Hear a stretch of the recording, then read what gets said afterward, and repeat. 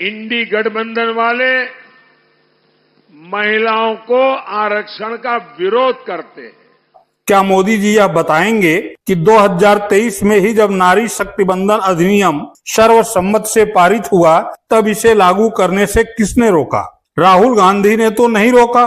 2018 में मैंने प्रधानमंत्री को यह चिट्ठी लिखी। इसमें साफ लिखा है कि महिला आरक्षण को जल्दी से जल्दी इंप्लीमेंट किया जाए। यहां मैंने कहा है कि 2019 में महिला आरक्षण इंप्लीमेंट हो जाना चाहिए। उसके बाद 2023 में मैंने भाषण दिया, पार्लियामेंट हाउस में भाषण दिया, अनेक भाषण दिए, जिसमें मैंने कहा कि महिला आरक्षण देश के लिए जरूरी है और जल्दी से जल्दी इंप्लीमेंट हो जाना चाहिए।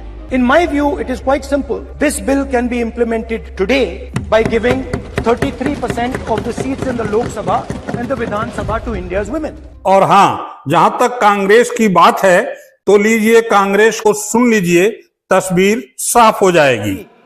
आप वास्तविक रूप से महिला आरक्षण के पक्ष में नहीं हो। आप बार बार महिला आरक्षण में विभिन्न प्रकार के अटकलें ला रहे हो ताकि महिला आरक्षण को और पीछे किया जाए और बाद में हो। जो बात आसानी से हो सकती है, जो बात सरलता से हो सकती है, उसमें आप बार बार पेचीदा अटकलें लाके उसमें आप विलंब ला रहे हो। तभी आप 2023 में अगर आप हमारी बात सुनते तो 2024 में महिला आरक्षण आ जाता। और आज भी हम कह रहे हैं कि इस महिला आरक्षण को आप परिसीमन के साथ मत जोड़ो, महिला आरक्षण लाओ। वर्तमान में जो हमारी ताकत है 543, उसी पे आप लागू करो। हम पूरा आपका समर्थन करेंगे। 2029 में लाना चाहते हो, कृपया लाइए। पर जो बात आपकी, जो हर बात में आप जो राजनीति करते हो, सिंबोलिज्म की पॉलिटिक्स जो करते हो, ये साफ साफ इस आपके इस बिल में, तीनों बिल में दिख रहा है कि ये आपका महिला आरक्षण लाने का बिल नहीं है।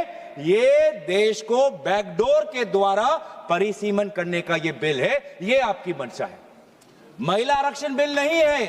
ये हम परिसीमन की आपकी ये मंशा है।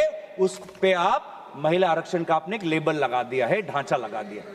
कितनी दुख की बात है, कितनी शर्म की बात है कि अब महिला आरक्षण को ही आप ये ढांचा मिला। महिला आरक्षण ही आपका सुरक्षा कवच बना आपकी राजनीतिक मंशा को छुपाने के लिए, और कोई आपको विधेयक नहीं मिला। मतलब आपकी ही मंशा नहीं है। और दूसरी बात यह है कि विलंब क्यों? पहली बात तो शंका इस बात पे उठती है कि आप महिला आरक्षण के पक्ष में नहीं हो, नहीं तो आप तुरंत लेके आ जाते।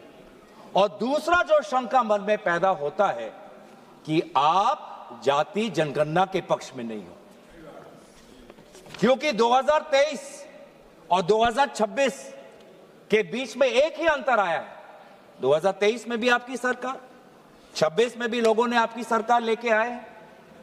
2023 में आपने कहा कि जनगणना होगी, परिसीमन होगा, फिर महिला आरक्षण होगी, और आज आप कह रहे हैं कि नहीं, जनगणना से पहले हमको महिला आरक्षण लाने की कोशिश करना चाहिए।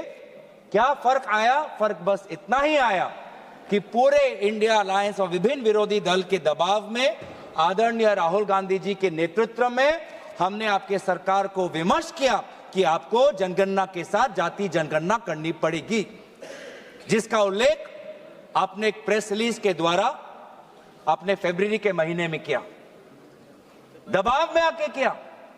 इसके पक्ष में आप नहीं थे। इससे प्रेस रिलीज से पहले कई बार सदन के अंदर, सदन के बाहर क्या क्या हम पर आलोचना नहीं हुई। कभी अर्बन नक्सल, कभी देशद्रोही, क्या क्या नहीं कहा। देश का बंटवारा चाहते हैं, क्या क्या आरोप नहीं लगाया।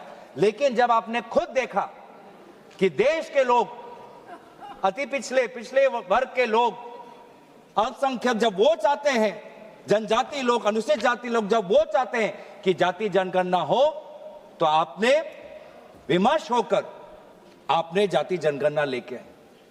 अब आप वो जाति जनगणना को नहीं करना चाहते, आप नहीं लागू करना चाहते। अभी भी समय है, 2026 है, आप कह रहे हो कि काम आपका शुरू हो गया है, तो आपको क्यों लगता है, आपने क्यों यहां पे लिखा है कि कंसिडरेबल टाइम लगेगा और पार्टिसिपेशन ऑफ वुमेन जो है हमारे पॉलिटिक्स में वो डिले हो जाएगी? मतलब आप जाति जनगणना के पक्ष में नहीं हो, साफ साफ आपका उद्देश्य, आपकी राजनीति यहां पे है। मैं पढ़ देना चाहता हूं, the next census and consequential delimitation exercise thereafter will take considerable time and thus delay the effective and dedicated participation of women in our democratic polity. Hence, the objective of the proposed bill is to operationalize 1/3 reservation for women through a delimitation exercise to be undertaken on the basis of the population figures of the latest published census.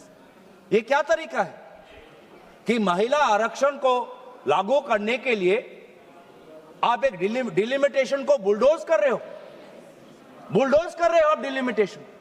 आप जो ये bill में आप जो ये संख्या लाए हो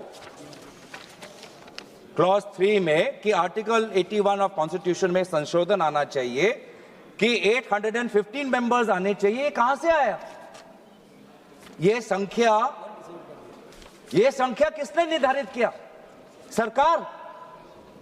और इसीलिए तो हम इस बिल का विरोध कर रहे हैं कि आज सरकार अपने आप, जो संविधान में लिखा हुआ है कि जो अगला सेंसस होगा 2026 उसके बाद डिलिमिटेशन होगा, आज सरकार ने वो संविधान का पूरा आर्टिकल 81 को खत्म करके खुद अपने आप को ताकत दे रहा है कि नहीं, सेंसस के लिए नहीं हमको रुकना, और अपने आप हमने चुन लिया कि 815 करना है। ये संख्या कहां से आया?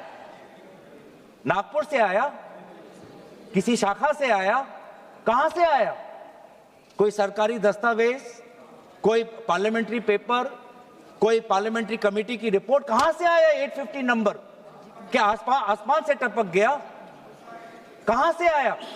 यही तो हम जानना चाहिए। इसलिए तो हम कह रहे हैं कि सरकार के पास इस विधेयक को इंट्रोड्यूस करने की लेजिस्लेटिव कॉम्पिटेंस है ही नहीं, क्यों सरकार अपने आप कैसे तय कर ले कि पार्लियामेंट की सदन की संख्या कितनी बढ़नी चाहिए अपने आप, बिना सेंसस के? तो बार बार यह हमको पता चलता है कि आप डिलिमिटेशन को एक राजनीतिक अस्त्र के रूप से, आप इसको एक हथियार के रूप से आप इसको व्यवहार करना चाहते हैं, जो मंशा नहीं थी। जो हमारे संविधान के निर्माता थे, डिलिमिटेशन किसी राजनीतिक दल के राजनीतिक हथियार के रूप में निर्माण करना उनका मंशा नहीं था।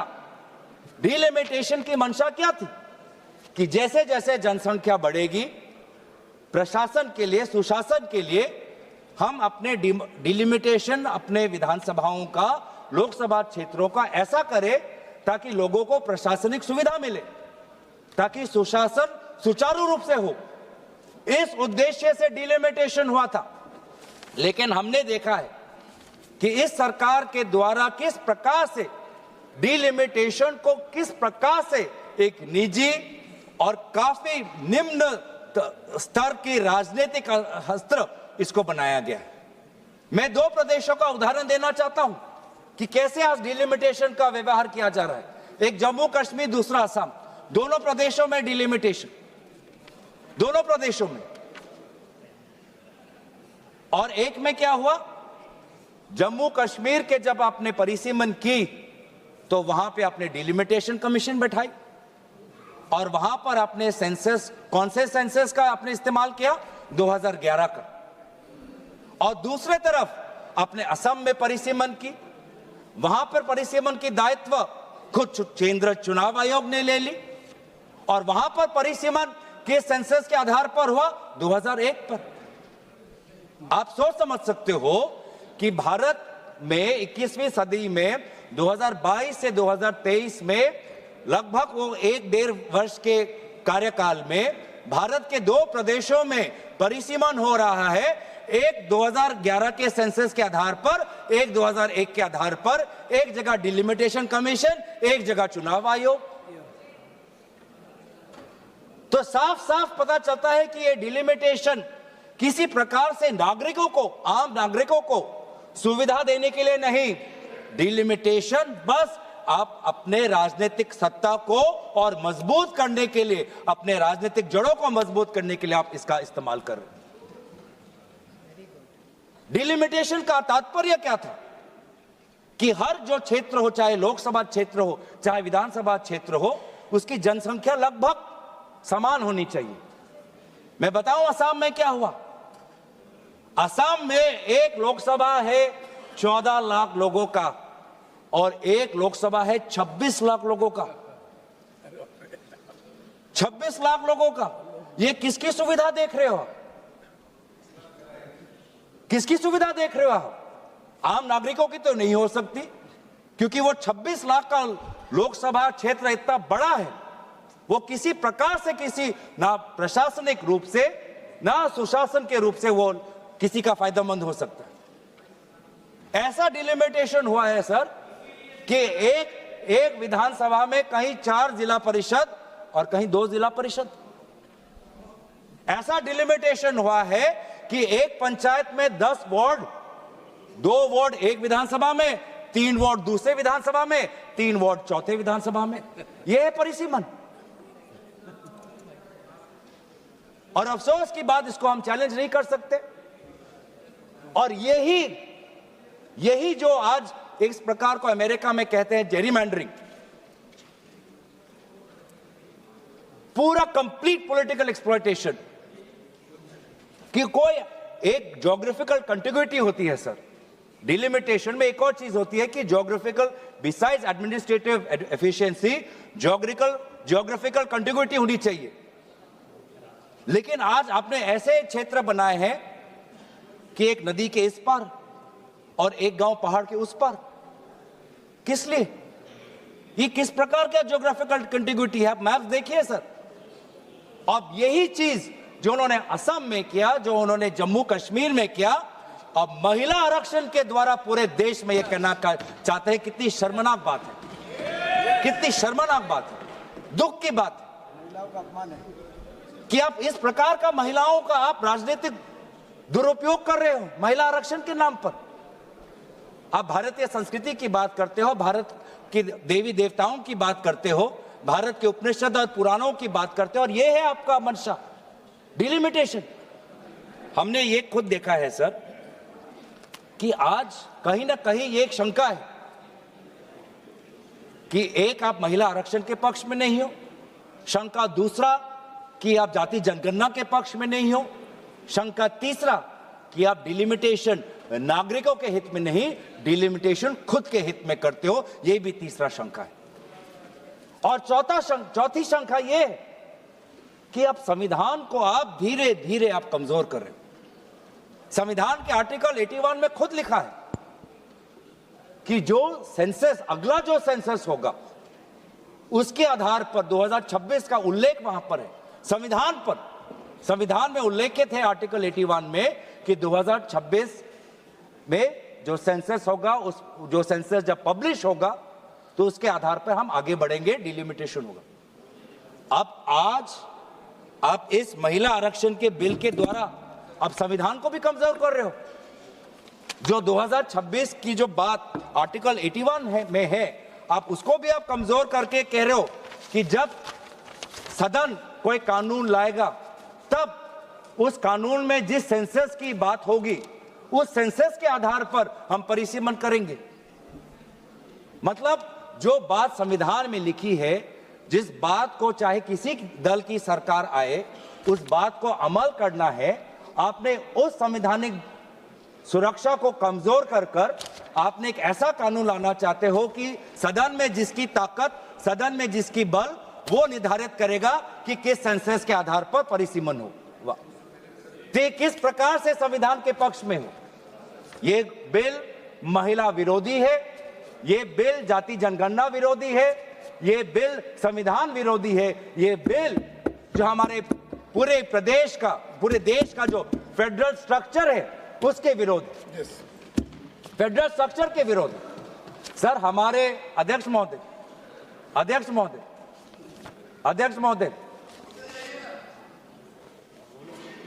हमारे प्रदेश जब हमारे देश में जब राज्यों का जन्म हुआ तो उस समय जनसंख्या नहीं देखी गई थी, भाषा देखा गया था। भाषाओं के आधार पर एक लिंग्विस्टिक रीऑर्गेनाइजेशन हमारे प्रदेशों को हुआ था। कहीं कहीं जो हमारी एथनिसिटी है, नॉर्थ ईस्ट के जो ट्राइब्स हैं, उनको पता है कि वो एक बड़े ग्रेटर असम के पार्ट में हैं, लेकिन कहीं ना कहीं उनको अपना परिचय बचाना था, अपने भाषा का परिचय, अपने एथनिसिटी का परिचय, अपने परंपरा का परिचय, और इसीलिए वो ग्रेटर असम से, ग्रेटर नॉर्थ ईस्ट फ्रंटियर से वो निकलकर उन्होंने अपने सेपरेट स्टेटहुड की मांग की, जिसके कारण स्वाभाविक रूप से उनकी जनसंख्या कम हुई। आज वो जो मांग उन्होंने की, अपने परिचय की, अपने स्वाधीनता की, अपने भाषा की, अपने जाति की, अपने परंपरा की, आज उसके लिए उनको प्रताड़ित किया जा रहा है, क्योंकि जनसंख्या के आधार पर उनकी कभी ताकत इतनी होगी नहीं कि सदन के अंदर कोई नागालैंड में का होकर बुलंद अपनी आवाज रखे, कोई अरुणाचल का होकर बुलंद अपनी आवाज रखे, कोई मिजोरम का होकर बुलंद अपनी आवाज रखे। आज भी हमारे भारत देश में कई ऐसे प्रांत हैं जो स्टेटहुड की मांग कर रहे हैं। गोरखा का एक मांग है, सेपरेट स्टेटहुड की मांग कर रहे हैं, और आज जब वो सेपरेट स्टेट होंगे तो उन्हीं की जो जनसंख्या है उनके कारण उनको कमजोर किया जाएगा। तो आपने जो एक विषय है, जिस विषय पर हमारे केसी वेणुगोपाल जी ने कहा कि हमारे जो पूर्व प्रधानमंत्री है स्वर्गीय इंदिरा जी, स्वर्गीय अटल जी, उन्होंने पूरे जो हमारी फेडरल बैलेंस है, संतुलन है, उसको बचाने के लिए फ्रीज डाला था पॉपुलेशन सेंसस में 1976 और 2001 में, एक बड़े एक सोच के साथ। आज आप उनसे भी परे हो रहे। आप तो कांग्रेस के स्वर्गीय प्रधानमंत्री इंदिरा जी से तो बड़े अपने आप को समझते हो, आप स्वर्गीय अटल जी से भी अपने आप को बड़े समझते हो, जो एक अटल जी से भी, स्वर्गीय अटल जी से भी अपने आप को आप बड़े स्टेट्समैन समझते हो। तो जो आज ये पॉपुलेशन की जो बात है, एक संतुलन की बात है, जिसको मैं काफी बारीकी से समझना है, फेडरल स्ट्रक्चर को के बैलेंस को पकड़ने के लिए बहुत सबको साथ, सारे प्रदेशों के मुख्यमंत्री, सारे विभिन्न दलों के साथ बातचीत करनी है। उसको आप महिला आरक्षण के नाम पर सबके बुलडोज कर रहे हो आप।